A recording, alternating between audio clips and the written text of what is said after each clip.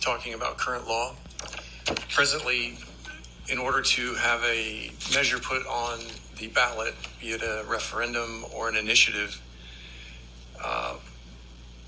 one needs to acquire 6% of the prior election's total voters in signatures, and then do that from 18 of our 35 legislative districts. So essentially half, just over half. So what SJR 101 as amended does, it's two things basically. First, it changes that number of districts required from 18 to 35 in order to qualify for an initiative or a referendum. And second, it lets the people decide whether or not to make this change, because this will be on the ballot. So the measure that we're putting forward today, only if it's passed by both bodies, only results in SJR 101 arriving on the ballot in November of 24. So we're not passing a new law. And by way of background, in 2021, the Idaho legislature overwhelmingly passed Senate Bill 1110, which had the exact same wording, but it was done as a statutory change. That in turn was overturned by the Supreme Court. And it's important to note that what they ruled was that the legislature cannot make that kind of a change statutorily, but that the people can, which is why this measure is putting it on the ballot in front of the people. So this is something that the legislature thought was important enough to do 2 years ago. And Supreme Court ruled that we couldn't. So this approach puts it in front of the people who can.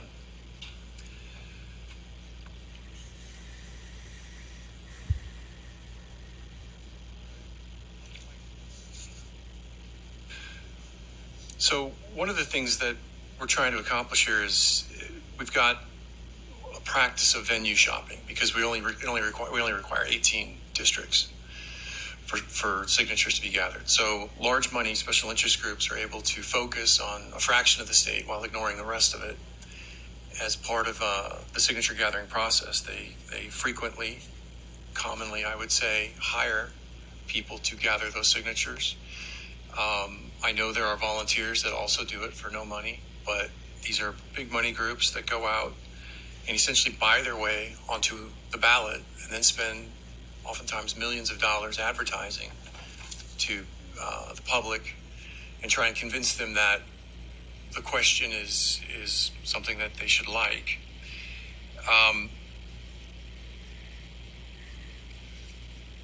So by way of example, in few of the surrounding states, we've seen things like agricultural laws come under attack via initiative in California that have increased prices on eggs, chicken, pork, and beef.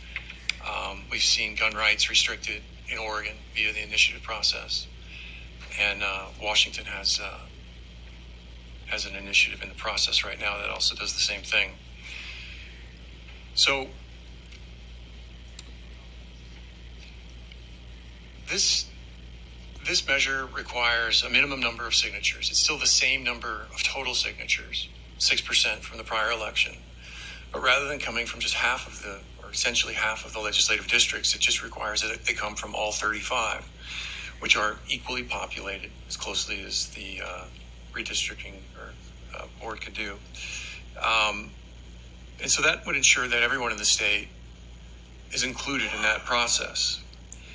The SJR 101 does not increase the total number of signatures required. That's something I've seen reported incorrectly. It's the same number of total signatures. So it just eliminates, hopefully, the practice of venue shopping that we see now by special interest groups that are able to just target those areas that are best for their efforts.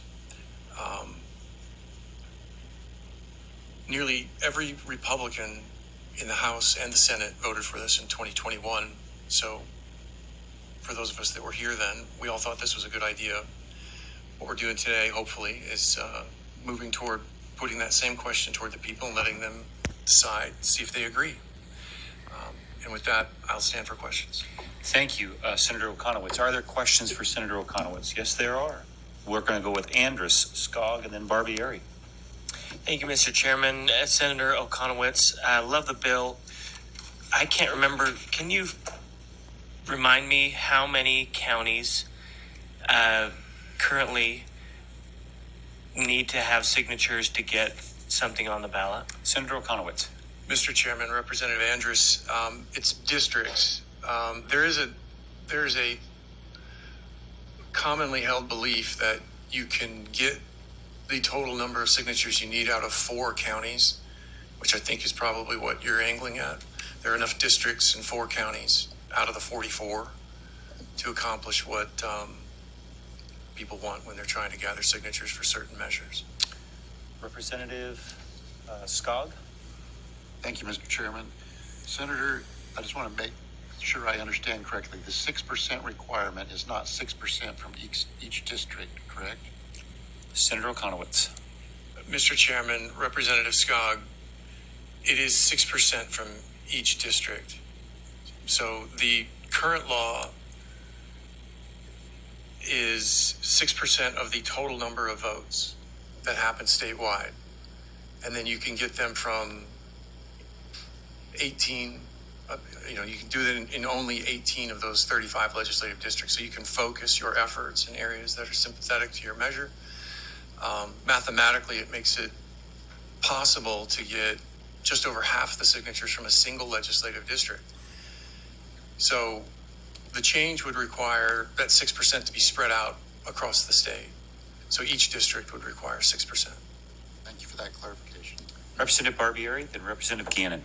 Just bear in mind, I've got 22 people signed up to testify. I intend to give them 2 minutes each, but we will wrap up public testimony at 10:30.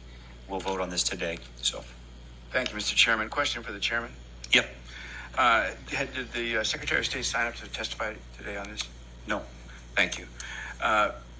Senator, I know we talked about this a bit before, but one of the things that concerns me about this process is that the last initiative was withdrawn by the signature gatherers. And have you any intention, or would this have any effect on the legal power of the gatherers to withdraw an initiative after the people have, signed? There have been enough signatures to get this thing on the ballot. Have you considered that? Is that something you're considering in the future? Will this address that at all? Senator Okonowitz. Mr. Chairman, Representative Barbieri, this bill does not address that issue. I'm open to talking about it in the future. This is laser focused on what we did in 2021 with Senate Bill 1110. It is just an alternative delivery mechanism. Representative Gannon. Thank you, Mr. Chairman and Senator Okonowitz. I have to wonder whether requiring this minimum number in every legislative district might mean that one legislative district could block putting an initiative that on the ballot that the people of Idaho overwhelmingly want to see on the ballot. Senator Okonowitz. Mr. Chairman, Representative Gannon, I've heard that argument. It doesn't strike me as being realistic. I think every legislative district after redistricting has something like 54,000 people in it, or in that ballpark. 6% of that is somewhere around, I want to say 1,400 or something. If you can't find 1,400 sympathetic people out of 55,000, I think you've got a larger problem. It strikes me that that's probably not a real problem. Mr. Chairman? Yeah. Thank you, Mr. Chairman and Senator. 6% of 50,000 is going to be 3,000, but you also have to be lawful. You also have to be lawful. I believe it says lawful voters of that district too. So there's that restriction. But my second question was the cost. Isn't this going to increase the cost of initiative? I mean, they're already incredibly expensive anyway. And if we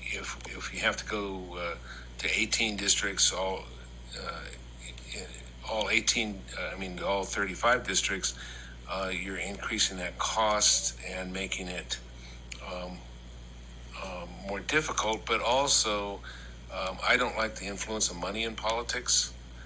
It's here, obviously, but I like to do whatever I can to limit that. Aren't we really increasing money in politics by saying 35? Senator Okonowitz. Mr. Chairman, Representative Gannon, I'm going to answer both those questions. 55,000 is not the number of people who vote in a district. So if turnout is 30% or something to that effect, you're talking about 6% of that number. It's a pretty low number. It's probably less than the one I quoted you as far as the number of signatures you'd be required to gather. On to your question about costs, initiatives are supposed to be grassroots efforts. When this change to the Constitution was implemented, it was supposed to be something for the people to do and a mechanism for them to have to address laws that were passed in the legislature that they didn't like, or laws that they thought should be passed and just hadn't come into being.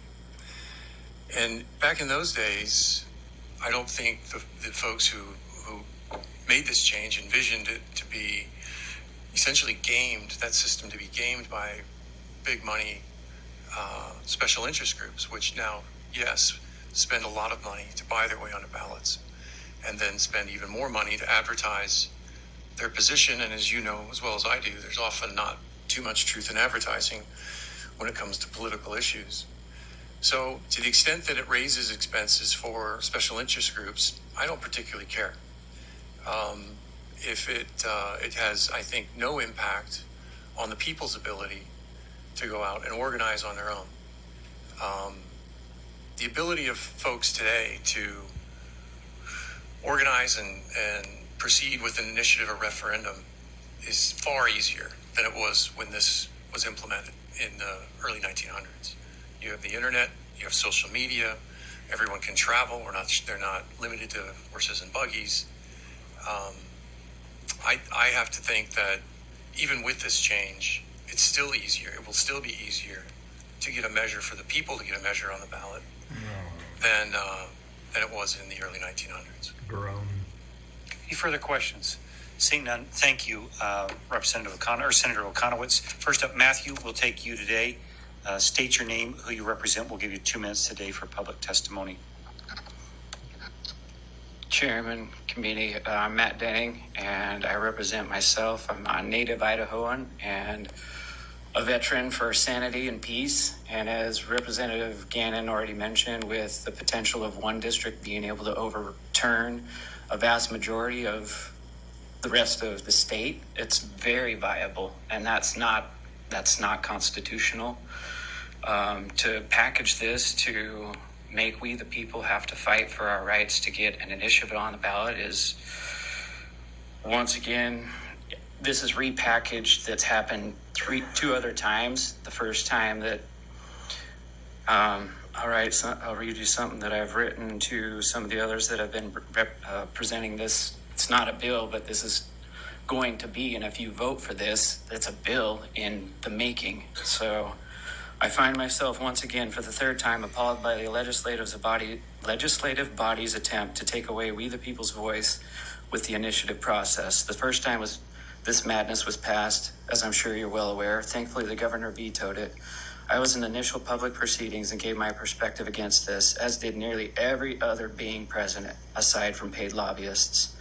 The second attempt to take away our voice made it through both bodies and the governor, leading me to believe the vast majority of our representatives are scared of what we the people, of accountability to those who put you into your position you hold and pay your salaries. The bill was taken to the Idaho Supreme Court and deemed unconstitutional and gratefully struck down. And here we are again. I repeat to you what I said the first go around. Are you listening?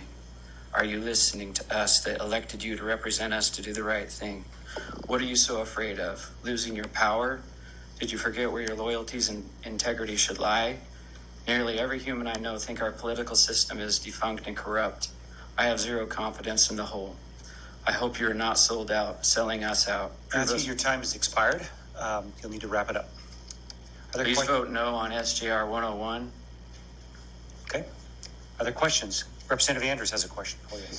Thank you, Mr. Chairman. Matthew, you mentioned that this is unconstitutional, but if this is passed, it goes to the people to put in the Constitution. If it passes by the people and the people say that they want it, would you consider it still to be unconstitutional? Matthew. If this is labeled as what it really is on the bill, because bills can be written to where they're really vague and not very confusing, to where we, the people, don't really know what's being presented to us, that it could be misunderstood and voted upon without the people's real intelligence of what the impacts of it are. Any further questions? Representative Allgood. Yeah, Matthew. So I just want to understand what portion you object to. Is it from expanding from 18 districts to 35? Is that your objection? That's the objection, and the way that I've pounded the streets and knocked on doors for this initiative process, and it's very arduous as it is, and for this to, the way that it's described at 6%, it's not going to raise the amount of people, but more evenly distribute it. I still feel like the potential of what Representative Gannon mentioned is pretty detrimental to what the potential of what this bill is. May I follow up, Mr. Certainly. Well, I'm glad you said what you said. As someone who's actually done this, can you give me an estimate of maybe how many districts you might have hit, you think, to gather signatures? Did you go half the state, or what was your perception of how many districts? Sorry, just two districts that I personally participated in, but the collectives that I've been part of have hit the streets with almost every county. Okay, thank you. Okay. Any further questions? Thank you, Matthew. First up, Holly Condi. And I'm going to prioritize these by folks that are in person first, and then we'll go to virtual. Holly, state your name, who you represent. We'll give you 2 minutes today for public testimony. Chairman Crane, members of the committee, good morning. My name is Holly Condi. I'm here today on behalf of Conservation Voters for Idaho. I've heard a lot of fear about what goes on in other states, California, Washington. And I just want to remind everyone here that should something pass that threatens the Idaho way of life, this body has the opportunity to overturn it and has done so in the past. In 1978, we had a property tax initiative that was approved by the people. Legislature came in afterwards and amended it and fixed it. In 2002, term limits were approved by voters and then overturned, repealed outright by this body. Requiring 35 of 35 districts doesn't really do anything for fairness. There's a bigger geographic representation. And then requiring complete consensus isn't how we govern in any other space. It shuts down a dialogue of ideas. And the notion that making this process harder will somehow stop big money doesn't make sense either. If you have to cover more geographic area, it's going to cost more money and have more big money interests come in. I've heard let the people vote. Committee members, I'd ask you to respect the citizens' will. Why ask a question when you already know the answer? And then also, there's no other constitutional right that I can think of that citizens have to mobilize every few years to try and defend. Imagine asking the voters if they want to retain their right to religious liberty or if they want to retain their right to bear arms. SJR 101 poses a question that's already been answered in polling. It's already been answered in testimony and messages from constituents every few years. It's been answered by the executive branch in 2019 with a veto of 1159 and by the courts in 2021 with the overturning of Senate Bill 1110. Respectfully, committee members, I urge you this morning to leave this issue alone. Vote no. The people don't need to be asked if we want to retain our constitutional right. We don't need to be asked if we want to make the initiative process harder. Instead, we need you to hear us when we say that it's fine as it is. I can stand for questions, but I know we have a lot of folks today. So thank you, Holly. Are there questions for Holly? Holly, I do have a question for you. So this is the people's process. yes. Why are you opposing us asking the people what they'd like to do with their process? Chairman Crane, that's a good question. My opposition to it is because it's already been answered. And if you put it out to a vote, then all the same people who have to show up every time this issue comes up are going to have to go and knock doors and do an education campaign and spend their volunteer time, their money to do this education campaign. And it just seems sort of disrespectful of the people's time, right? They have to keep coming up, they have to keep showing up and keep defending their right. And also, I think that the previous testifier mentioned that this is sort of a complicated process, right? The ballot initiative process is complicated, and there has to be an education. 6% of what? How many districts? Legislative districts? Counties? This isn't something that regular everyday voters are super familiar with. And so there will have to be a huge monumental effort to let them know what this actually does. And what requiring 35 of 35 districts does is it makes the initiative process nearly impossible. The courts, similar legislation that passed, the court said that it was unworkable. Requiring 35 of 35 districts is unworkable. So the real question, if you wanted to ask the voters, would be, do you want to retain your right to the initiative? Not, do you want to make it harder? So that's kind of a nutshell. So I understand your argument that you're saying that it's confusing, and I would cede that argument to you because it is 6%. It's supposed to be 18 districts, but it can be acquired in 4 counties. Wouldn't it be simpler for the people if it's just 6% in 35 districts across the state? Wouldn't it be easier for them to understand that there's not games that are being played? Chairman Crane, it might be more simple, but it would be impossible. It's nearly impossible. So it's not necessarily a straightforward question. And I think there will be other folks who testify today, I'm guessing, that will talk about the signature gathering process and that the last few initiatives have passed with broad support across the state already and far beyond the 4 counties that are the most populous. Perfect. Thank you. All right. Next up, we have in person Scott Tate.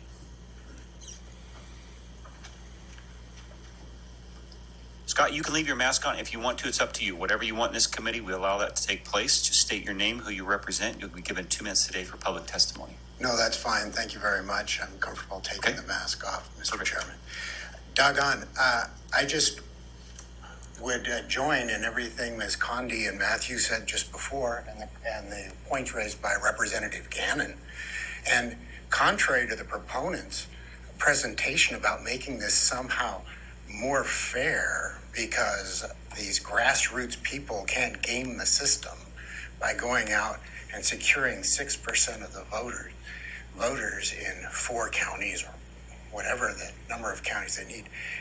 When you change it from 18 to 35, there's no question that money comes into the process.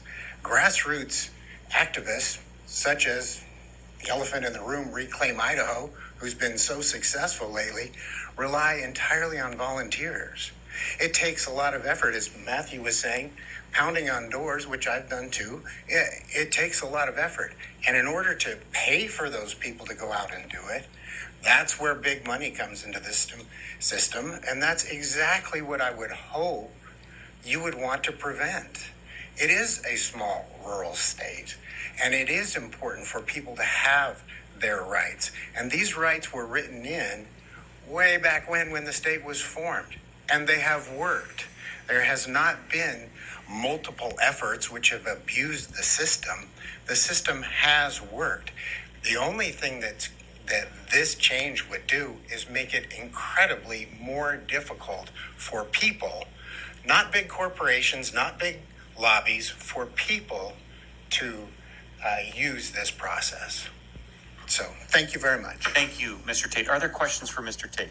Representative Allgood. Just one quick one. I didn't hear the gentleman announce if he's representing himself or a group. I just was curious who you're representing, sir. Doggone, I apologize. I represent myself, and I live in Boise. I grew up in McCall. I live in Boise, and that's who I represent. You're welcome. Got another question from Representative Alfieri. Thank you, Mr. Chairman. Mr. Tate, thank you for coming this morning and testifying. I'm wondering if you were involved in the Medicaid expansion effort several years ago and can speak to whether outside groups were bringing in paid door knockers. I can't. Yes, thank you, Your Honor, excuse me. No problem. Past history betraying myself, Mr. Chairman. Representative, I was involved, but from a distance. There are others who can answer your question better than I. Thank you, Mr. Tate. Next up, I think, is a guy that probably could answer that question, Luke Mayville. Luke, welcome to House State Affairs. State your name, who you represent. We'll give you 2 minutes a day for public testimony and 10 minutes for public questions. Just joking. I don't know how long the questions will go with. Thank you, Chairman Crane, members of the committee. I'm Luke Mayville, co-founder of Reclaim Idaho, and I'm here to testify in opposition to SJR 101. My comments today will be focused on the citizen right of referendum. The referendum process is different than the initiative process. Unlike initiatives, which give voters a chance to enact laws, referendums give voters a chance to repeal laws. In 111 years, we've seen just 7 referendums on the ballot. It's always been extremely difficult to place a referendum on the ballot because citizens have just 60 days to collect the signatures. In 2013, the Idaho legislature added the additional requirement that citizens collect signatures from 6% of registered voters in each of 18 districts. Again, all in just 60 days. In the years since in the 11 years since the 18 district rule was enacted, not a single referendum has appeared on the ballot.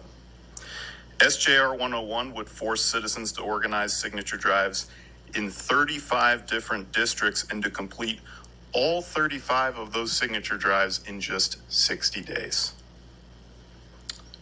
The amendment would effectively eliminate the citizens' right of referendum.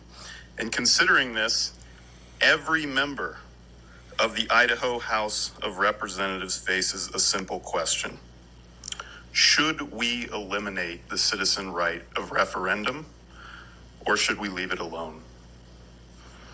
Some legislators in the Senate, including the sponsor of this bill, have answered this question by insisting that really SJR 101 is nothing other than a resolution that simply places the issue on the ballot and lets the voters decide.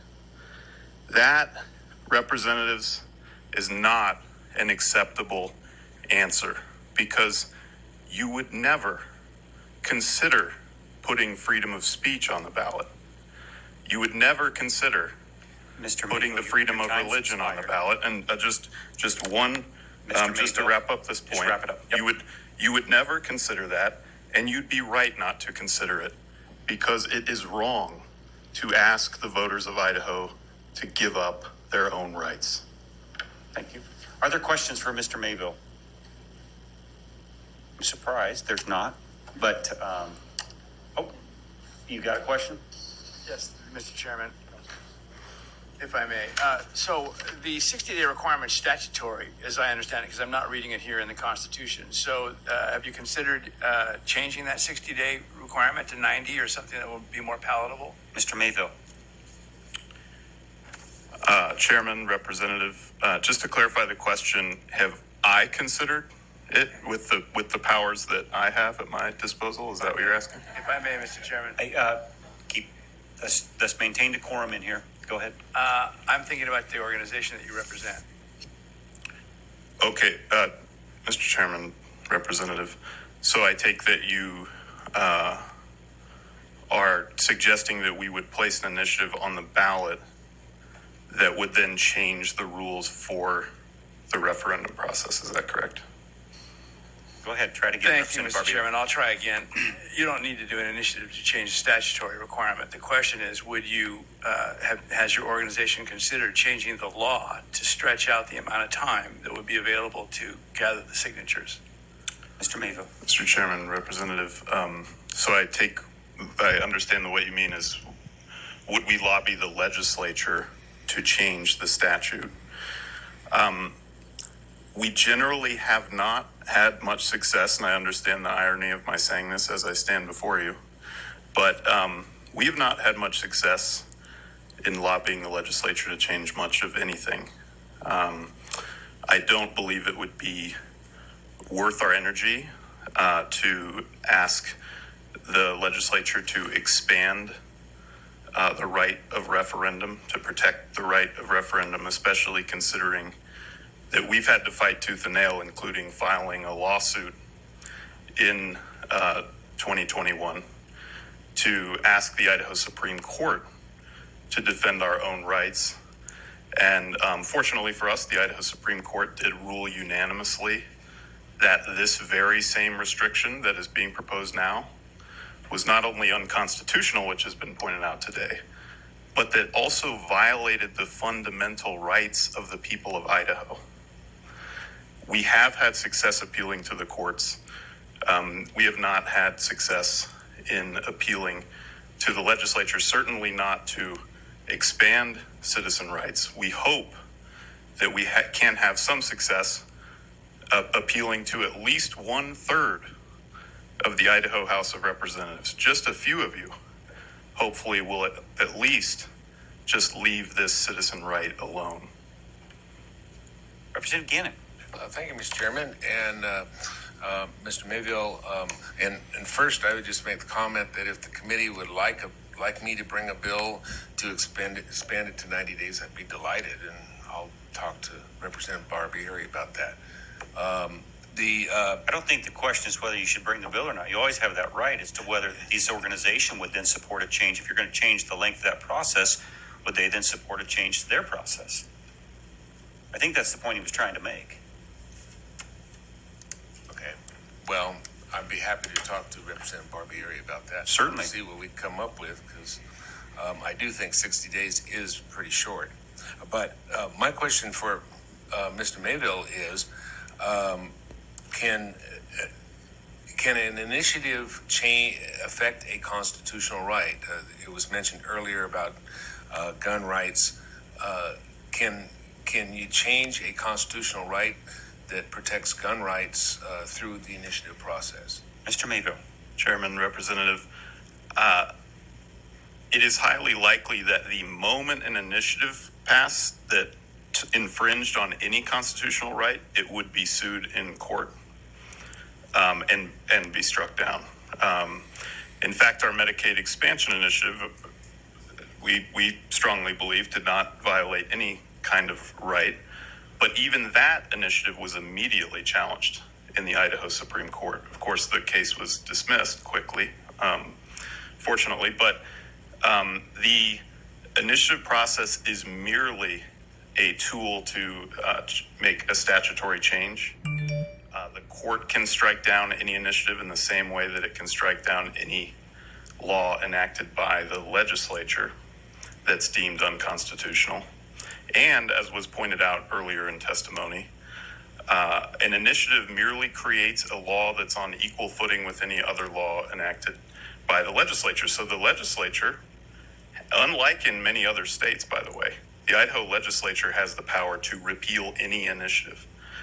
And that point has not been lost on any of us, because if you are worried about something like venue shopping or any of these other issues, and if you're worried about initiatives that will be passed that you don't like, you all have the power to repeal those initiatives. And so that strikes those of us who work on these initiatives and believe in the initiative process, it strikes us as not just that you don't want bad laws, you don't even want the citizens to have a voice. That's what it seems like. Follow-up questions? Representative Crane, 12. Thank you, Mr. Chairman, and I'm sorry I didn't catch your name. Luke Mayville. Okay, Luke. Yes. So do you believe that you generally represent the majority of Idaho's viewpoints when it comes to the ballot initiatives? Mr. Mayville. Chairman, Representative, I would never claim to represent the majority of Idaho's viewpoints in general. I don't think anyone should. But certainly on this issue, I would just point to a few data points. One of the only, if perhaps the only comprehensive survey that we know of was taken a few years ago by Boise State University. It found that 80% of the people of Idaho think the initiative process is already difficult enough or too difficult. 80%. 67% of Republicans, the vast majority of Democrats and independents, all believe that the initiative process is too difficult. In the wake of Governor Little signing Senate Bill 1110 into law in 2021, there was an enormous uproar from the people of Idaho calling the governor's office, asking him to, just before the governor signed it into law. Enormous uproar calling on the governor to veto that bill. And a public records request found that there were over 4,000 calls, which is extremely rare to see that kind of uproar from the people of Idaho. Over 4,000 calls, just 3% of them were in favor of the bill. 97% opposed. If I'm being honest, if this amendment appears on the ballot, I believe it will not only be defeated, I believe it will be defeated in all 44 counties. I believe it will be embarrassing and shameful for all of the legislators who voted for it. But what we're here today to discuss isn't what will happen once this comes to a vote. The basic question before us today is, should we put fundamental rights on the ballot? Should we be willing to put freedom of speech, freedom of religion, the right to bear arms on the ballot? And if the answer is no, then we shouldn't be willing to put citizen rights on the ballot either. Yes, thank you, Mr. Chairman. So just to bring this back to where my line of questioning is going is, are you worried that we are suppressing voices? Mr. Mayville? Chairman, Representative, certainly, yes. So, follow up? Yeah. So wouldn't we want to allow all legislative districts to have a voice? We would actually be, by expanding this from 18 to 35 legislative districts, we would actually be expanding the voice to be heard across all of Idaho rather than just 18 districts. Mr. Mayville? Chairman, Representative, the Idaho Supreme Court argued very compellingly, and by the way, I hope that before anyone takes a vote on this gravely important issue, I hope you'll at least read the Idaho Supreme Court ruling. The Idaho Supreme Court called this 35 district rule a form of tyranny. And the reason why is precisely because of what Representative Gannon mentioned, that it is extremely likely that any initiative will be blocked by just one district. And there are all kinds of tactics that an interest group or an organization can use to put all of their resources into just one or two or three districts, and then if they can just block it in one district, they can overrule the will of the other 35. So if that's true, if future initiatives, not to mention referendums, are blocked from appearing on the ballot, that doesn't give a voice to anyone. Doesn't give a voice to urban Idahoans, suburban Idahoans, rural Idahoans. Everyone's silenced if no initiatives appear on the ballot. And let me just make one additional point. The only successful initiative in recent years that made it to the ballot and won the vote was Medicaid expansion. That initiative served the interests of rural Idaho. It was actually designed to save rural hospitals from closing. Rural Idahoans participated in the signature drive. The signature drive actually started in North Idaho, where I grew up and where we launched the initiative. Idahoans in every single county signed the initiative. Several rural districts qualified the initiative with over 6% of the vote. And then in November, when it came up for a vote, it won the majority of the vote in almost every county. 35 out of 44 counties, including the 5 most rural counties with the least population, the majority voted for it.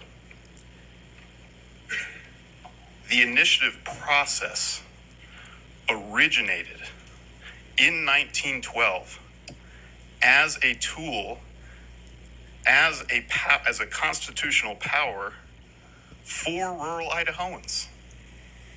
If you study the history of the initiative process, it's all about small farmers, rural communities coming together and taking back their power because they felt like they were being oppressed by big industrial interests concentrated in cities. It is a great irony if we end up taking the people's power of initiative away in the name of rural Idahoans. Follow? Yeah, I would speak to that. I think that the opposite is actually true. We're taking this from being just District 15 representing all of Idaho's interests and suppressing the voice of all Idahoans to saying that all legislative districts, rural Idaho, as you just said, from District 1 in the north all the way down to 35, are having a voice. So I would actually argue the inverse is true. We're giving more voices out there. We're asking all legislative districts to have a voice in it. Is there a question in there for him? No, that's just a final comment. Okay. Comments? Okay. Representative Alfieri. Thank you, Mr. Chairman. Mr. Mayville, thank you. I want to ask you about the Medicaid initiative that you were involved in, the Medicaid process from several years ago. In your efforts in that process, did you canvass all the counties? Mr. Mayville. Chairman, Representative.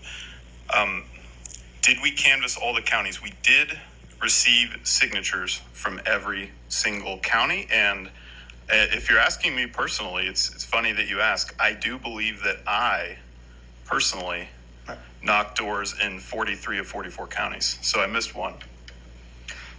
Thank you, Mr. Chairman. Actually, what I'm asking is if you concentrated your effort on several counties. Mr. Mayville. Chairman, Representative, we did not. And I don't mean you personally. I mean our organization. Okay. Yes. So we did not in any systematic way concentrate our effort. In fact, in some ways, our entire. I mean, if there was any concentration that was peculiar in our campaign, it was on North Idaho, because that's where we started. So, for example, when we very first started, we had a series of kickoff events, and in District 1, again, where I grew up in Sandpoint, I grew up in Sagal. We had meetings in Sagal, and then we had our first big kickoff event in Sandpoint, and we had 300 people there.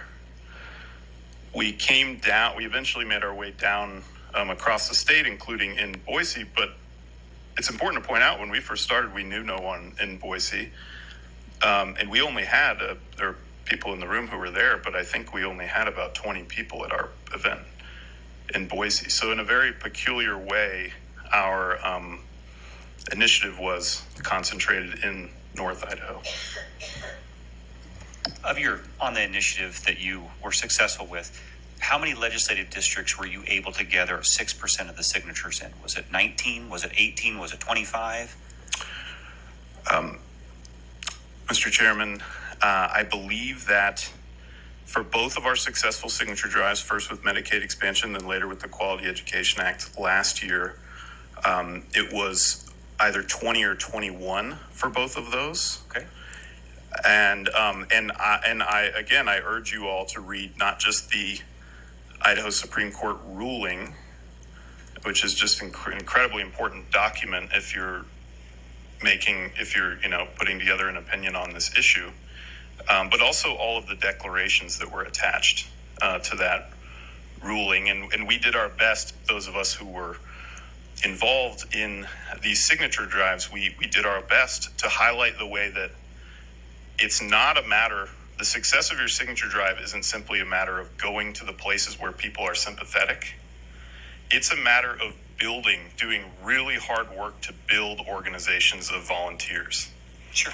And that really depends on building contacts, building relationships all across the state. And that's one reason, in addition to the veto point that we've talked about of one district vetoing the others, what we have found is that anyone who goes out and tries to organize a signature drive, you're going to find that you might have some really great connections in anywhere from 5 to 10 districts.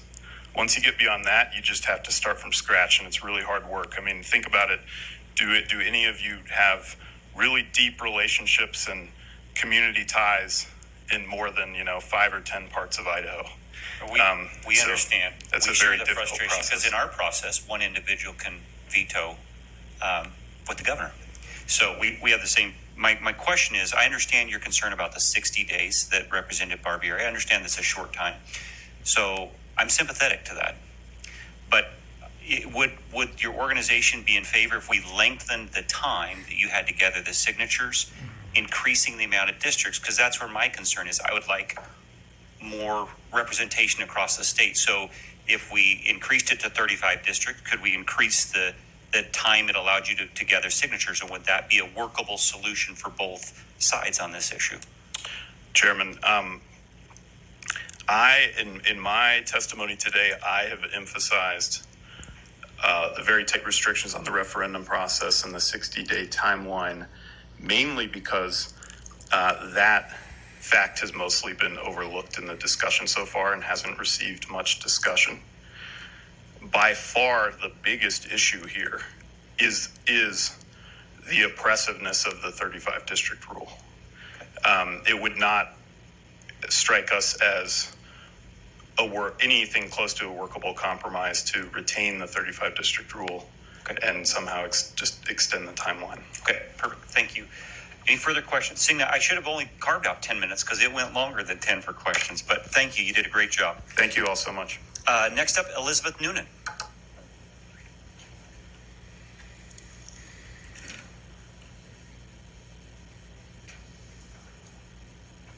State your name and who you represent. We'll give you 2 minutes today for public testimony. Oops. My name is Elizabeth Noonan. I'm a Boise resident, voter, and taxpayer. I'm alarmed by the content of this proposed constitutional amendment. The initiative and referendum processes, as now written, are already a challenge to meet for volunteer citizens wanting to impact the laws governing them. That is why there have been just 3 successful ones in the past few years. The Medicaid initiative met the standard and was overwhelmingly voted for in all Idaho districts, as Mr. Mayfield just clarified, including many rural counties. That speaks to the fairness of the process for urban and rural districts in Idaho. To require 6% of legal voters in all 35 districts to sign an initiative and referendum petition is an unfair burden on volunteer citizen participation in our Idaho government. It strips away my constitutional right as a citizen to participate in government in an impactful way. The legislature does not give me the right. The Idaho Constitution does, and has since 1912, the same year my little Boise house was built. As a private citizen, initiatives and referendums are a way I can get issues that are important to me and other Idahoans to a public forum, the vote. I can testify, I can write emails, I can call you, my legislators, but often my voice goes ignored and unheard. I want my voice heard in government. Please vote no on SJR 101. Thank you, and I stand for questions. Are there questions? Seeing none, thank you. Thank you. Next up, Graham Weatherly.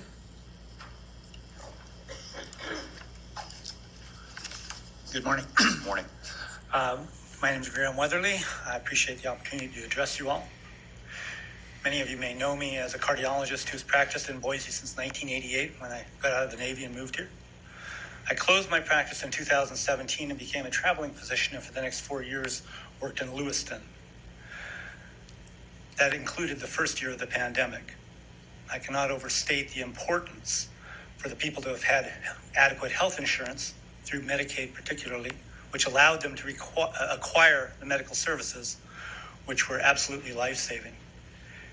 Medicaid for many of these people became a reality due to the initiative process. Idaho citizens have that right under our state constitution now. The proposed amendment will raise the bar so high it will effectively kill the initiative and referendum review processes. This does not benefit any of the citizenry urban, rural, rich, poor, educated, illiterate, stating let the people decide is appropriate for a given vote. For example, whether to expand Medicaid, people throughout the state chose that it was to their benefit and worth the cost. It is not appropriate in the current proposal where people are asked to vote to have their rights taken away from them.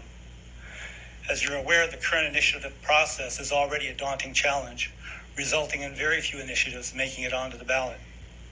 Your job as legislators is to protect and help our fellow Idahoans, to improve their health, help provide advanced opportunities through education and skill set training, protect them from danger as much as possible. I do not see this proposed amendment helping them in any way. When you proceed to vote, think about all of the lives which have been saved due to the initiative process, and ask yourself to what benefit is it to the people of Idaho who've incidentally voted you in here to have the initiative process effectively neutered. Thank you. Thank you, Mr. Weatherly. Are there questions for Mr. Weatherly? Seeing none, thank you for your testimony today, Doctor. Next up, Kayla Dodson.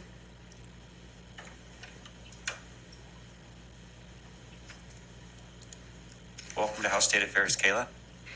I'm Kayla Dodson. Thank you, Chairman Crane and members of the House State Affairs Committee. I represent myself. I live in Boise. It's so disheartening. This year, when we citizens wish you would do something about our property tax problem, to be discussing this issue, but here I am anyway, and thank you for listening. Kayla, you're in the wrong committee. They're doing that in revenue I tax know today. I should be there, They're but solving this it. was so important. I got in my car and I came to No you problem. guys. As reported in the Idaho Capital Sun in August 2021, the Idaho Supreme Court, Gregory W. Mueller, how do you say his name anyway? He wrote that the ballot initiative law requiring signatures from 6% of voters in all 35 legislative districts violates the Idaho Constitution because the initiative and referendum powers are fundamental rights. That's been mentioned every single speaker so far today. Judge Brody added that law would have resulted in actual tyranny of the minority, also been mentioned. If in 2021, the Supreme Court of our fair state ruled a ballot initiative law unconstitutional, why are we wasting your time on this? Why are we even considering asking the citizens of Idaho to take away one of our constitutional rights? I'm a retired teacher. I spent over 100 hours volunteering, knocking doors for the education initiative. I talked to teachers who said, thank you so much, you give us hope. I talked to business owners who said, I'm voting for that because I want educated workforce. Why are we talking about this again? Please leave this alone. Oppose SJR 101. Done. No problem, Kayla.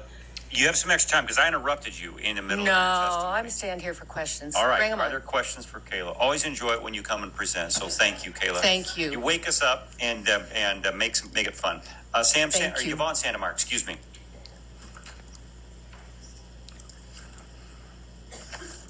Thank you, Chairman Crane and committee. My name is Yvonne. Nickname is Sam Sandmeyer. I represent myself and I live in Boise. I oppose SJR 101.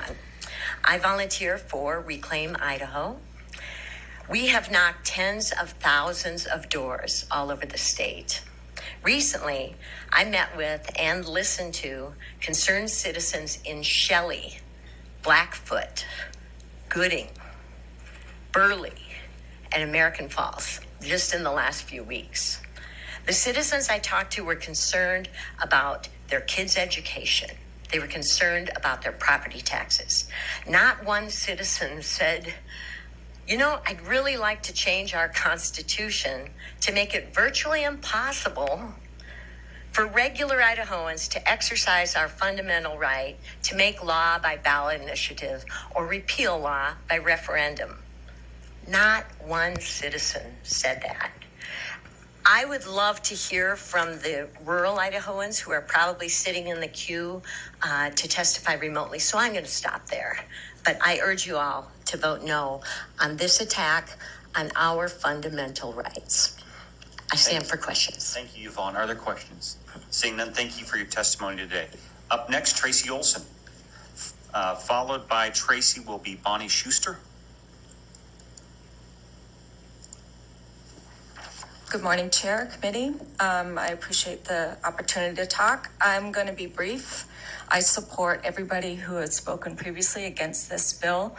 I have volunteered, and I want to say actually worked, to get Medicaid expansion on the ballot and also the Education Initiative. And I call it work because I spent hours and hours and hours of my free time, my money, my gas, going out and getting signatures. This is not an easy job. And for people to belittle it and make it sound like it's no big deal to go into rural areas to get signatures makes me believe that you haven't actually done the work yourself. I challenge you to go out to a rural district and get yourself, because a lot of times there may be one or two volunteers working in those rural districts, to get 1,400 signatures. When you have to drive in between house to house, one signature sheet had 12 signatures. I could go out door knocking in urban areas and get 2 because people weren't home. Do it in a rural district, you could spend hours and not even get 1 signature trying to make sure that we reach doors where people are home. So it is virtually impossible to get all 35 districts, and I appreciate the intent to hear all voters, but it is virtually impossible. I also want to address the issue about not too much truth in advertising that the bill sponsor said. My concern about getting valid signatures in 35 districts, the point of 1 district could be basically vote against, or you can't get signatures in 1. You just get 1 negative smear campaign, which we've all seen in elections, come out, and that then voids the 1 district. Tracy, your time's expired. I thank you. Thank you. Are there questions for Tracy? Seeing none, thank you for your testimony today. Bonnie Schuster, followed by Jonathan Oppenheimer, and then Braun Roberts. Chairman Crane and members of the committee, thank you for the opportunity to testify today. My name is Bonnie Schuster. I live in Boise, Idaho. I oppose SJR 101 and ask you to oppose it as well. I have also volunteered on getting initiatives on the ballot, and my husband, who's here with me today, has put in countless hours doing that. So we know how difficult it already is. The proposed amendment asks Idaho voters to effectively eliminate their rights of initiative and referendum, but it mischaracterizes it as a measure to protect their interests. It doesn't protect the interests of the people of Idaho, whether they're urban, suburban, or rural. The Idaho Supreme Court, in its 2021 decision, which has been discussed today, thoroughly discussed the impact of the 35 legislative districts requirement. And as stated in the summary of that decision, by giving every legislative district veto power over qualifying initiatives and referenda for the ballot, the ultimate effect would be to prevent a perceived yet unsubstantiated fear of the tyranny of the majority by replacing it with an actual tyranny of the minority.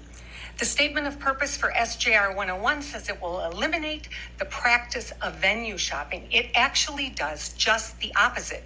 The Supreme Court noted that if the 35 district requirement were in effect, a, quote, paid special interest lobby could derail a popular initiative it dislikes by focusing its opposition effort on a single legislative district, unquote.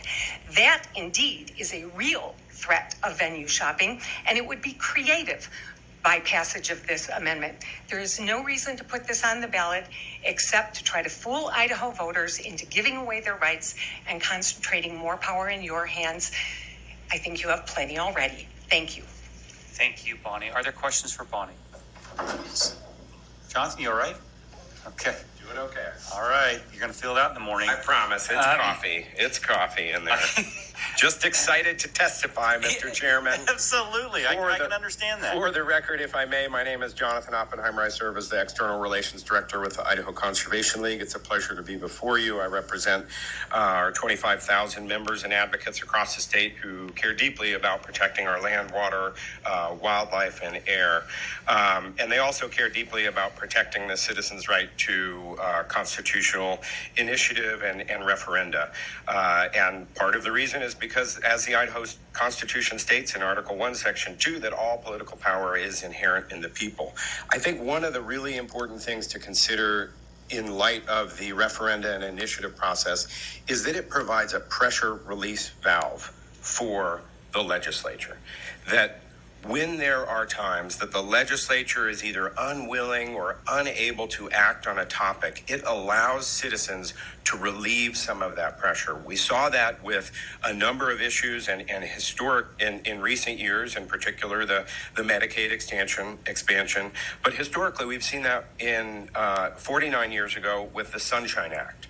That was something that the Idaho Conservation League was very involved in 1974 as a result of issues that had arisen the prior year where there was undue influence from lobbyists that stopped common sense legislation. And so a gentleman by the name of Ken Persley drafted that Citizens Initiative, the Sunshine Act, to encourage and require disclosure by lobbyists like myself and others in this room. We all benefit from that, but it was something that the legislature was unwilling to act on.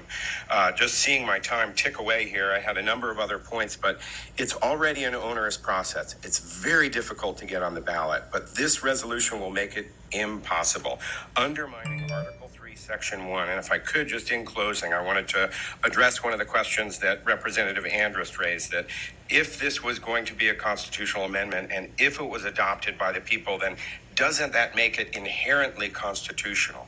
And I would encourage you to go back and look at the record. In 1996, there was a constitutional amendment, and it was adopted by the people, but then found unconstitutional by the Supreme Court and rejected.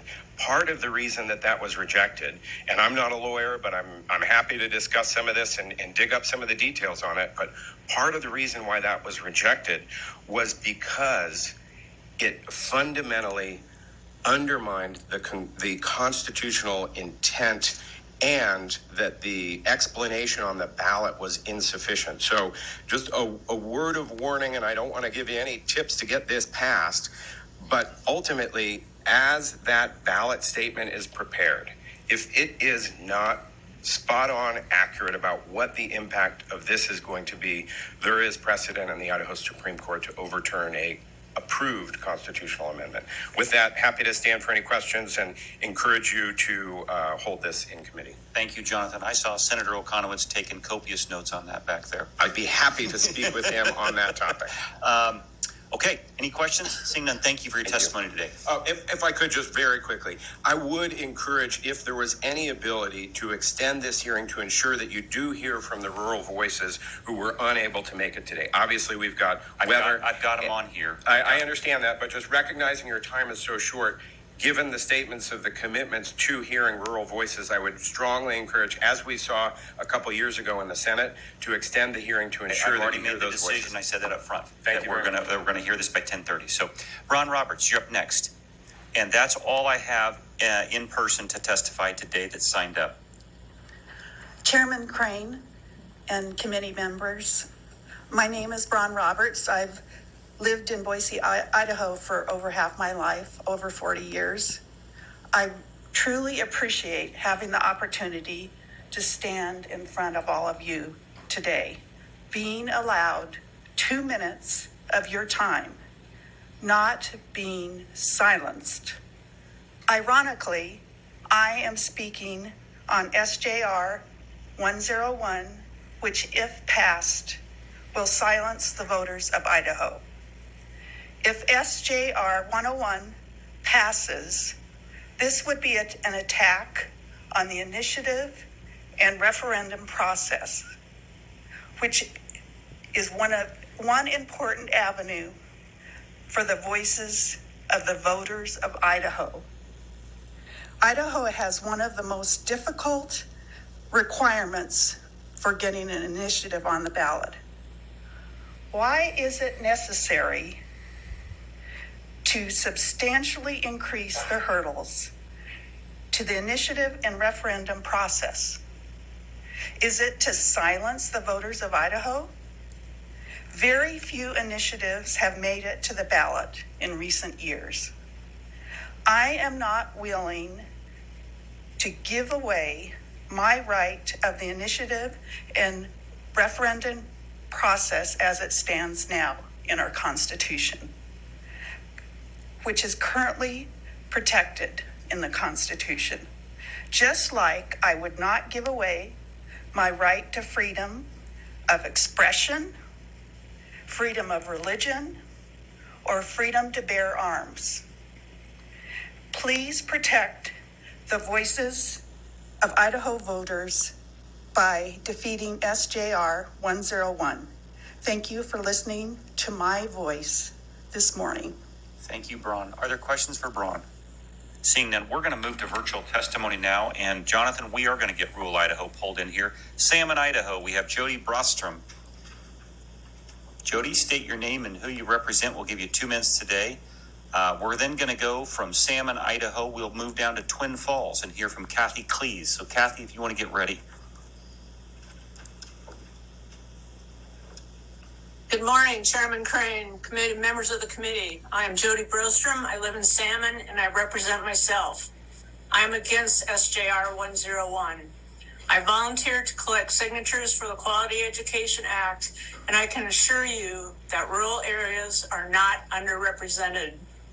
In fact, over 6% of Lemhi County registered voters signed the petition. Signers representing all counties and all districts appreciate that their right to bring an initiative or referendum to the voters is written in the Idaho Constitution and affirmed by the Idaho Supreme Court. Medicaid expansion, a direct result of grassroots citizen initiative, benefits our residents in my sole hospital. If you are truly concerned about rural voices being represented, make the process easier rather than giving one district the ability to nullify voices in the rest of the state. Asking citizens to vote on taking away their rights is not democracy, it's not good governance, and it is wrong. Please vote no on SJR 101. I'll stand for questions. Thank you, Jody. Are there questions for Jody? Seeing none, we're going to go to Kathy Cleese in Twin Falls. Kathy. Next up, I'm going to go to Annette Harker in Idaho Falls. We're going to get as much rural Idaho as we can.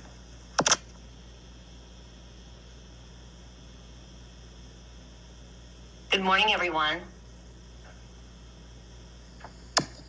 I have no sound. Yep, we can hear you. Oh, great. Great. Good morning, everyone, and thank you for the opportunity. I am going to, you've heard all of the arguments that I would normally make. I am particularly concerned that, the allegation of dark money coming in I am a resident of Twin Falls. I was a grassroots canvasser for Reclaim Idaho and the Quality Education Act, and I certainly received no money. I certainly was not aware of any money that was used to procure votes in my legislative district. Certainly none of that. I am just kind of concerned that what this piece of legislation is intending to protect is in fact the very thing that's going to get lost. If one district alone can be focused on and money can be spent there, why? You don't need to spend money around the state. Just get rid of any bill you don't like, any initiative you don't like, with one legislative district. This is wrong. I just am kind of concerned that the very people we've delegated our authority to make law to are considering asking us if we want to give up a constitutional right, which is essentially what we're doing. As the Supreme Court said, it makes the initiative and referendum process unworkable. And I ask you to trust the voters of this state. We know good policy when we see it. They trusted you, so please, this bill isn't good for anybody. I'm hoping that you will vote no on this. Thank you. Thank you, Kathy. Are there questions for Kathy? Seeing none, I'm going to go to Melanie Edwards in Idaho Falls. Following Melanie Edwards, I'm going to pick up Sherry Hughes in Chalice.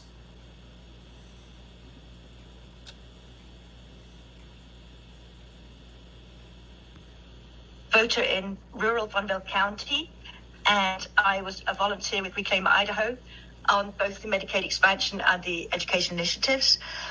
I canvassed heavily in rural area of Vonville County, and I agree with the person making a testimony that you could spend many hours and get one or maybe no signatures going farm to farm, and people being out. The same sometimes in the city as well, but even more so in the county.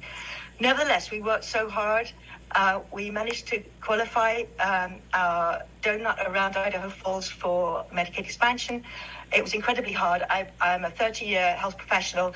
I was working every evening and every weekend, almost without exception, for many months, and we did it. Now, I want you to consider, you've been talking about hypotheticals of a few urban counties being able to get enough on the current system.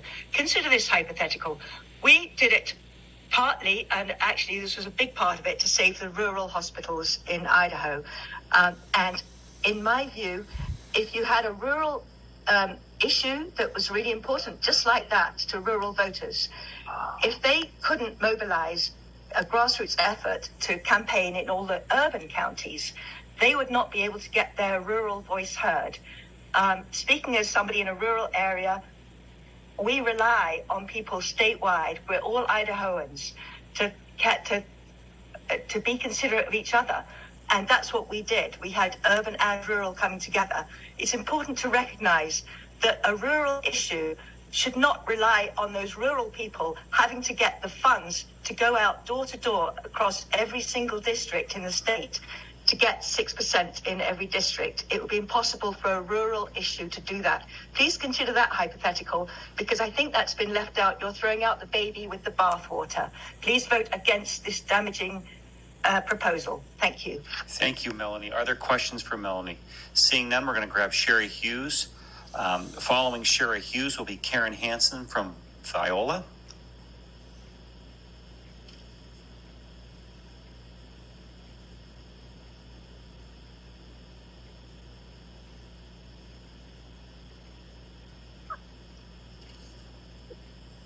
We can see you, Sherry. Thank you, Committee Chair Crane and committee members, for this opportunity to remotely provide testimony on SJR 101. I'm Sherry Hughes, a fifth-generation rural native Idahoan. I currently live in Chalice, Idaho. I speak for myself, and I am against this bill. Citizen initiatives and popular referendums are two forms of direct democracy. Yes, I know everyone throws around the phrasing that America is a constitutional republic, but so is North Korea. And the thing that makes America wonderfully different is the public's involvement, and that is our direct democracy. Rural Idahoans have always understood the challenges of maintaining a voice in the political process over the din of the more populated areas of the state. The claim that this bill helps rural Idahoans could not be farther from the truth. Medicaid expansion was desperately necessary in rural areas to keep from bankrupting county governments, and the initiative process that brought it to the attention and action of Idaho legislatures was incredibly popular and supported in my rural community. Last year in Chalice, people signed and supported the idea of letting our state representatives know we wanted functional, designated education funding. The rules for the initiative referendum process in place currently function just fine for rural areas, especially given some of the redistricting that has taken place. Chalice and other extremely rural areas are now included in districts with very populated areas of the state, so no problem. I realize that the initiative referendum process might hurt the feelings of those who believe it their job to guide and designate legislation for our state. But the reality is, Sherry, you can't impugn the motives of why people are voting the way they're voting. But the reality is you can do it now with the aid of a wonderful tool, which leaves no need for guessing as to what your constituents desire. You can throw that crystal ball out because they're actually going to tell you. Finally, the initiative referendum process has become a uniquely Western American approach to citizen participation. Most of the Eastern United States has either eliminated or hamstrung the process with rules just like the proposed. They no longer function to serve as a voice for the people. Time has expired. Let's not do that in Idaho. Thank you. Thank you, Sherry. Are there questions for Sherry? Seeing none, next up is Karen Hansen. Karen is going to be followed by Nicholas Miller from Haley.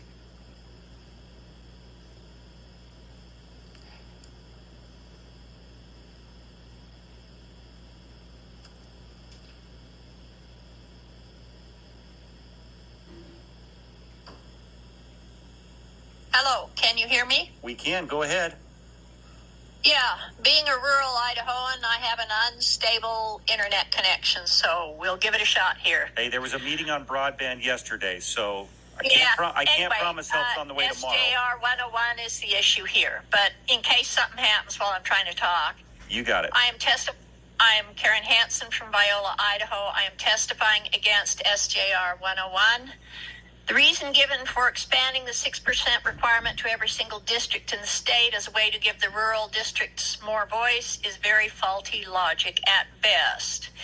It is only after a measure is on the ballot that every single registered voter in the state, including the rural voter, gets to vote yes or no. The proposed constitutional amendment makes the petition process for getting initiatives and referendums on the ballot virtually impossible. Placing this proposed constitutional amendment on the ballot is basically asking the Idaho citizen to vote away any chance of exercising the right to have a direct say in their own government. I find it hard to believe this is not obvious to everyone in this room. Why is this being done? If this proposed amendment is placed on the ballot, it will unleash a firestorm of misinformation from well-funded organizations outside the state trying to get Idahoans to vote away their own rights. This is just plain disrespectful of the Idaho citizen, and it is nothing but trouble. Let's leave our referendum and initiative processes alone. Please vote against SJR 101. Thank you. Thank you, Karen. Is there questions for Karen? Seeing none, next up is Nicholas Miller. Nicholas Miller, you're going to be followed by Tina Hilding from Moscow.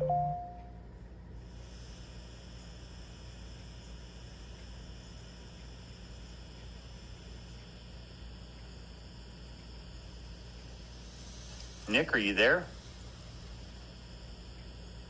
My name's Nicholas Miller. I live in Haley, Idaho. It's an honor and a pleasure to testify in front of the committee today, and I particularly want to recognize the role of your staff. That we had some technical issues earlier this morning, and they went to extraordinary lengths to give me give me the opportunity to testify. I am here for myself. I am retired. I have spent 45 years of my professional career representing state and local governments against federal overreach. I am strongly opposed to this resolution. I am concerned that it feeds into the public paranoia about distrust of government and the purposes of government. Specifically, I think that the proposal as written will end initiative and referendum in the state of Idaho. And it does not say that. It should say that because that is what it would do. I do believe the initiative reform process in Idaho needs reform. I think that's a serious conversation that is worth serious people on all sides of the political spectrum to sit down and consider. But the problem with this one is the one county veto is effectively total prohibition on initiative and reform. And the parallel, start my video. You're okay. Okay, thanks. Let's try it again. Okay, so the parallel, the earlier conversation in the committee talking about the need to have every county approve it. I would ask the House members to seriously consider if that rule applied to the House of Representatives of the state of Idaho, what would it mean? If two members of the House from the same county opposed a proposal, should they be able to stop the will of the majority in the House? And that is the effectiveness of this rule. So again, I thank you for the opportunity to testify, Mr. Chairman. Thank you. Is there questions for Nicholas Miller? Seeing none, thank you, Nicholas. Next up is Tina Hilding from Moscow.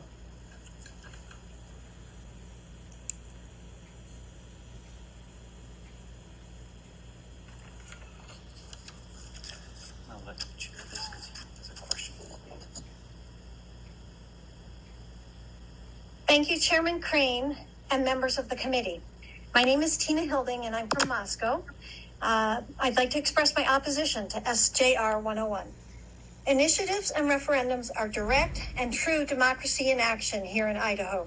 They take a lot of work from people around the state and a heck of a lot of work. They allow the voters to very occasionally act on issues that really matter to them. Why would I walk for hours collecting signatures from strangers in the freezing cold? Why would people all over the state work together to collect signatures? Because they care and they very much want something from their government. When I collected signatures, I felt what democracy feels like. With each conversation and each signature, one by one, I got names and addresses. Make sure it's legible, in rain or snow. I heard the people's voices of Idaho on those pages and pages and pages. And then, once an initiative gets on the ballot, every voter in the state has the chance to vote on it. Asking every district to get sufficient signatures to get on the ballot would mean that one district, a tiny minority, could stop the will of the voters in every other district. That isn't democracy. The 2018 Medicaid expansion initiative that I worked on won by more than 60% and in nearly every rural county of Idaho. The Medicaid expansion brought medical health care coverage to 100,000 low-income Idahoans who wouldn't have had it otherwise. It brought in federal money to our state, kept rural hospitals open, and most importantly, saved lives because people could go to the doctor. The right to put initiatives on the ballot is enshrined in our state constitution. It's sacred and it's important for Idaho voters. Like our other rights, these are not questions that you put to voters. Why would we be asked to give up our rights? Why would you ask us to give them up? I hope you will consider voting against SJR 101. Thank you for your consideration. I'm happy to answer any questions. Tina, thank you for your testimony today. Are there any questions for Tina? Okay, seeing none. Next up, we will have Annette Harker from Idaho Falls.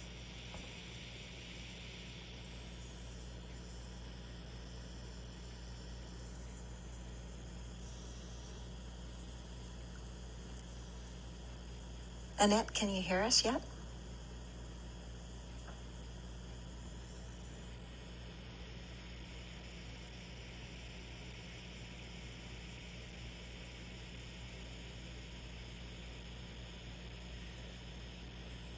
Okay, I think Annette is not responding. So rather than Annette, we will go to Kenneth Burchell in Coeur d'Alene.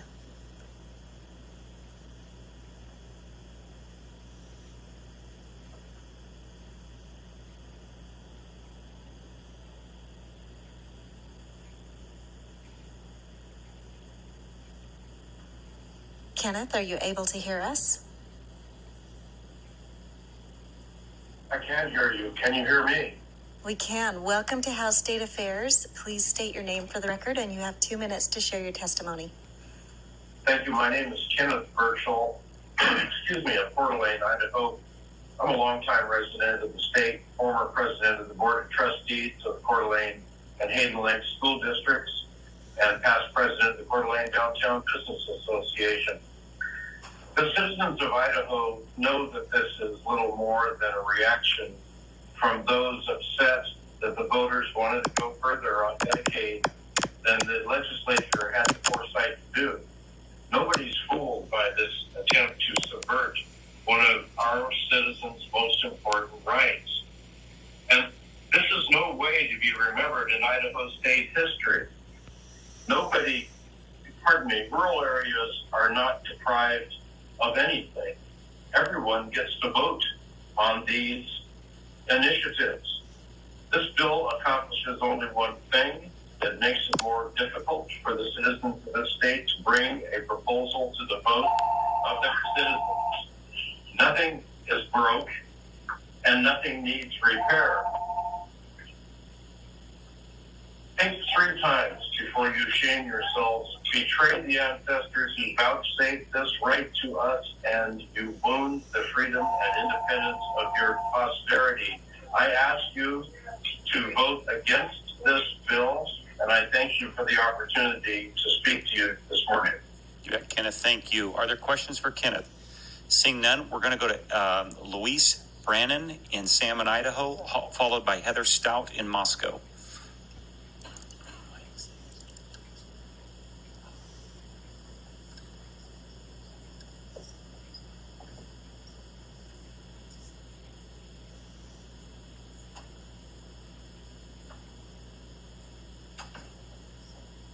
Luis, are you there? Yes. Thank you very much. I'm just trying to figure out how to work the video. Thank you. Oh, you're fine. We can hear you just fine. Here we are. There you go. Yes, I was listening to the sponsor of the bill going through some of the math, and I think he may have some of his numbers incorrect, because I was thinking, what if you had a state that had 35, a hypothetical state that had 35 legislative districts, and let's say, to make the math easy, that each of the districts had 100 people in it. Okay, if you have an initiative process that requires 6% of 18 districts, that would be, 6% of that would be 10.8. But if you had to go with all 35 districts, which would be 350 people as opposed to 180 people, 6% of 350 is 21, or about twice that number. So I think where he's saying the numbers are the same, no, if you were required to get 6% of all 35 districts, you would need twice as many signatures as you do now. Other than that, I would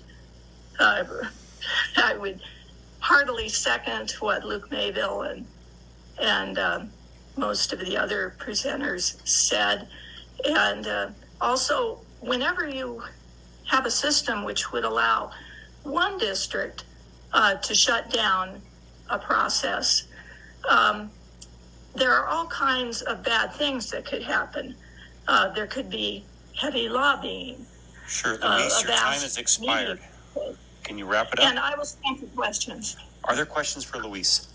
Seeing none, thank you so much. Heather, you're going to be our last to be able to testify today.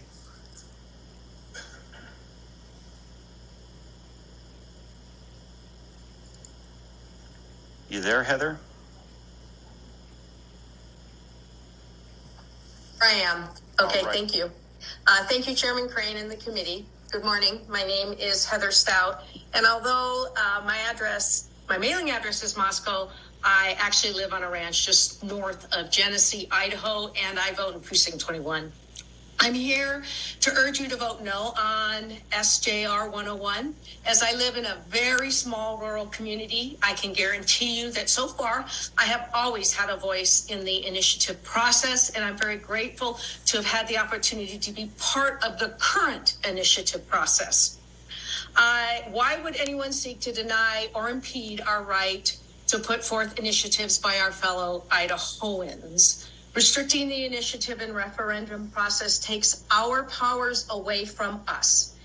And as you have heard, the Supreme Court of Idaho agrees, as they struck down the 35 district signature requirement in 2021, and they called it a form of tyranny. You've heard this several times. Please take it to heart. Idaho is better than this. The citizens of Idaho treasure their freedom to vote and their freedom to address their state government by the Citizen Initiative process. As this process is enshrined in our state constitution, it is wrong to ask Idahoans to vote away our fundamental rights by adding a constitutional amendment that would make signature collection nearly impossible. It is a direct violation of our rights as Idaho citizens. I urge you to respect our voices, let them continue to be heard. Please don't silence us. Vote no on SJR 101, and I will stand for questions. Thank you, Heather. Are there questions for Heather? Seeing none, it's 10:30. I said we would cut off public testimony today at 10:30. So, Senator Okonowitz, I'm going to allow you to have 3 minutes today to go ahead and wrap up and answer any questions, and then we will take action on the bill. Thank you, Chairman Crane. For the record, Doug Okonowitz, Idaho Senator from Legislative District 3. There's too much to cover each of these items that were discussed, but I'm going to try and hit the big ones. There's a basic misunderstanding or perhaps intentional conflation of the fundamental right to vote with current law that allows initiatives and referenda. So when you think about the fundamental right to the freedom of speech, for example, that's codified in the U.S. Constitution. So even if we were to try and put something forward to the people here to say, let's take away the fundamental right to freedom of speech, and it passed, it wouldn't hold because the U.S. Constitution reigns supreme. There's no such provision in the U.S. Constitution for initiatives and referenda. Over half the states in our union don't even have the process. This is not a fundamental right in the sense that it's being portrayed here today.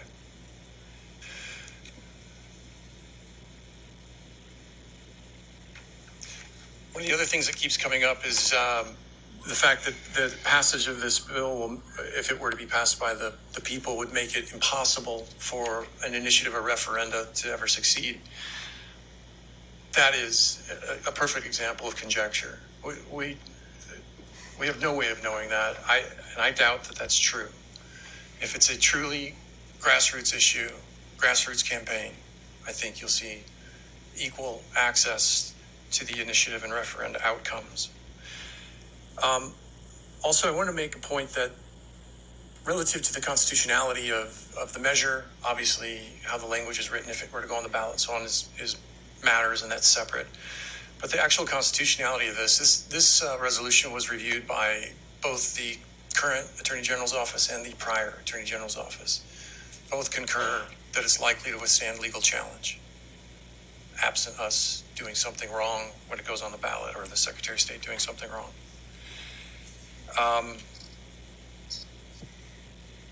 And keep in mind that constitutional ruling that overturned SJR 1110 was limited to the delivery mechanism, not the issue. So this is a different delivery mechanism. This would be voted on by the people and not done by the legislature, essentially to the people. So that's the primary one. And only because it was probably one of the later testimonies, I'll point out that the math concern is, I hope you guys realize, is wrong.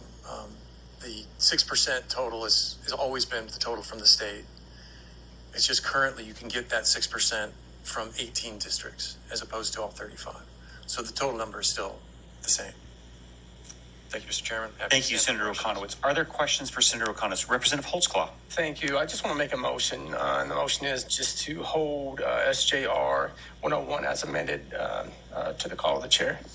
Committee, we have a motion to hold SJR 101 as amended in the Senate, subject to the call of the chair. Is there discussion on that motion? Seeing none, all in favor signify by saying aye. Aye. Opposed, nay. The motion is carried. It will be done. Committee completes our work for today. We'll stand adjourned.